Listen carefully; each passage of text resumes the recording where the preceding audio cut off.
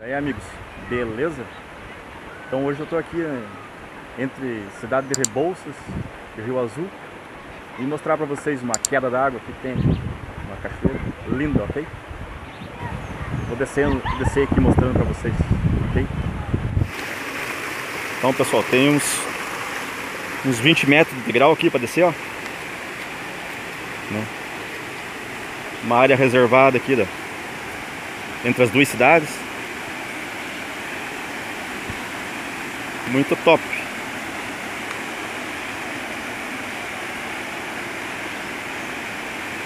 Apesar de estar meio sem chuva, meio seco, mas tem queda ainda, tá bonito.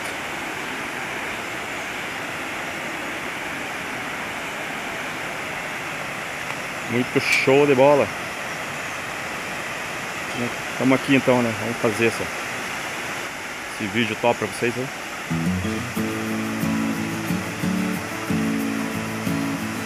Show de bola lá. Lá tá meu pai descendo com meu irmão.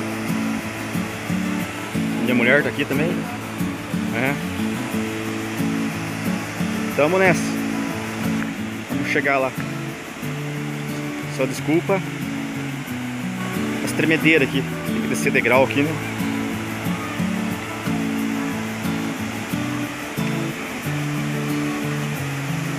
Vamos chegar mais perto lá pra ficar top.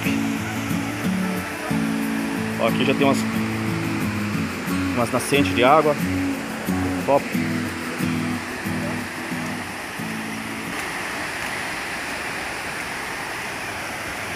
Show de bola. Ó.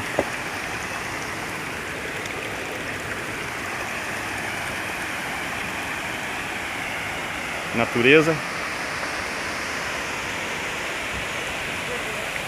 Ó, pessoal.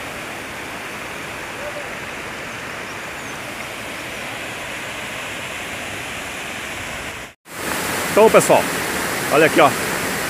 Que coisa linda, maravilhosa, né? Ó. Então é isso aí, não se esquece de se inscrever no nosso canal, né? Compartilhar, deixar um like para dar uma força lá pra gente, né? E fiquem com Deus, até o próximo vídeo.